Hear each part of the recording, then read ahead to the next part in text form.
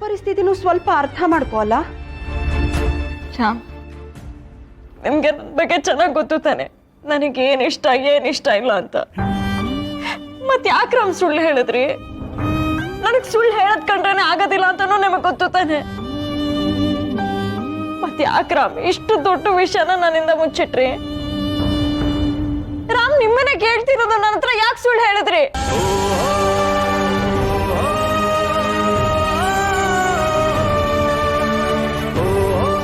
ಸಿಹಿಗೋಸ್ಕರ ಸೀತಾ, ನಿಜ ಸೀತಾ,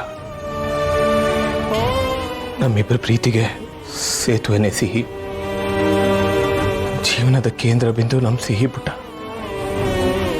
ಅವಳ ಲೈಫ್ನ ಪ್ರತಿ ಇಷ್ಟ ಕಷ್ಟದಲ್ಲೂ ನಾವು ಭಾಗಿಯಾಗಿದ್ವಿ. ನಮ್ಮ ಲೈಫ್ನ ಖುಷಿ ಅವಳು. ಸಡನ್ ಆಗಿ ನಮ್ಮನ್ನ ಬಿಟ್ಟು ದೂರ ಹೋಗ್ಬಿಟ್ಲು ಸೀತಾ. ಆ ಸತ್ಯ ನಿಮ್ಮಿಂದ ಅರ್ಗಿಸ್ಕೊಳಕ್ ಆಗಲ್ಲ ಅಂತ ನಂಗೆ ಗೊತ್ತಿತ್ತು. ನಿಮ್ಮ ಆರೋಗ್ಯನೂ ಸರಿ ಇರಲಿಲ್ಲ. ನಿಮ್ಮನ್ನ ಹಾಗೆ ಬಿಟ್ಟಿದ್ರೆ ಸಿಹಿ ಆತ್ಮಕ್ಕೂ ನೆಮ್ಮದಿ ಇರ್ತಾ ಇರ್ಲಿಲ್ಲ. ನಿಮ್ಮ ಜವಾಬ್ದಾರಿನ ಸಿಹಿ ನನಗೆ ಬಿಟ್ಟೋಗಿದ್ದಾಳೆ ಸೀತಾ. ನಿಮ್ಮನ್ನ ಚೆನ್ನಾಗಿ ನೋಡ್ಕೊಂಡ್ರೆ ಅವಳಿಗೆ ನನ್ನ ಮೇಲಿರೋ ನಂಬಿಕೆ ಉಳಿಯುತ್ತೆ. ಜೀವ ಇಲ್ದಿರೋ ಗೊಂಬೆನ ಸಿಹಿ ಸಿಹಿ ಅಂತಿರ್ಬೇಕಾದ್ರೆ ಅದನ್ನ ನೋಡಿ ನನ್ಗೆಷ್ಟು ಸಂಕಟ ಆಗ್ತು ಗೊತ್ತಾ ಸೀತಾ. ನಿಮ್ಮನ್ನ ಉಳಿಸ್ಕೊಳ್ಳೋದಕ್ಕೆ ನಾನು ಯಾವ ಮಟ್ಟಕ್ಕೆ ಹೋಗೋಕ್ಕೂ ರೆಡಿ ಆಗಿದೆ. ಅದಕ್ಕೆ ಸಿಹಿ ತರನೇ ಇರೋ ಸುಬ್ಬಿನ ಹುಡುಕಿ ಮನೆ ಕರ್ಕೊಂಡು ಬಂದೆ.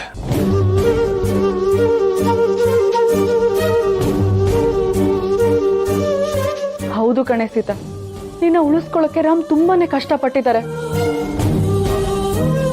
ಅಶೋಕ್ ಮತ್ತೆ ರಾಮ್ ಸುಬ್ಬಿನ ಕರ್ಕೊಂಬರಕ್ ಪಟ್ಟಿದಾರಲ್ಲ ಪಾಡು, ಅದನ್ನ ಹೇಳೋಕ್ಕೂ ಆಗಲ್ಲ. ಎಲ್ಲಾನು ನಿನ್ನ ಒಳ್ಳೇದಕ್ಕೆ ಮಾಡಿದ್ದು ಕಣೆ ಸೀತಾ.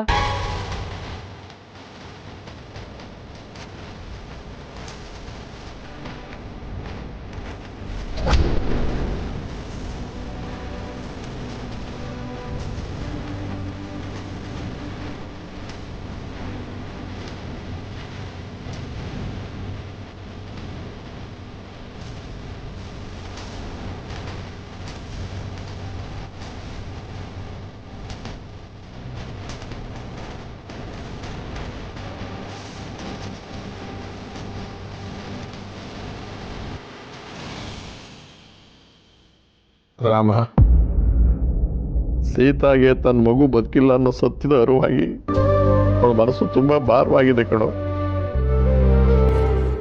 ನೀನೇ ಹೋಗಿ ಸಮಾಧಾನ ಮಾಡು. ಈಗ ನೀನೇ ಅವಳಿಗೆ ಧೈರ್ಯ. ಹೋಗು.